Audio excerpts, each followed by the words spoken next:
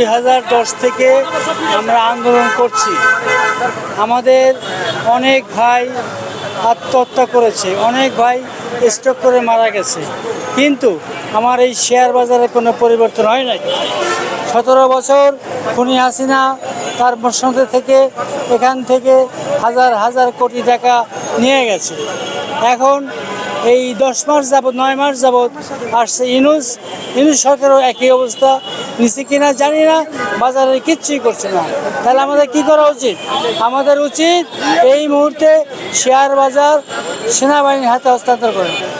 সেনাবাহিনী 36টা প্রতিষ্ঠান দেখভাল করে, আর এটা পারবে না, এটাও পারবে, এটা করেন। আর আমাদের আরেকটা দাবি যে আছে, সেটা হচ্ছে মাকসুদের পদত্যাগ, অবিলম্বে মাকসুদের পদত্যাগ করতে হবে। কারণ ও যেই ব্যাংকে ছিল, ওই ব্যাংকটাকে শেষ করে দিয়েছে। আপনারা সবাই জানেন ও একটা আওয়ামী লীগের দালাল, ও আওয়ামী লীগের মানে একান্ত দালাল।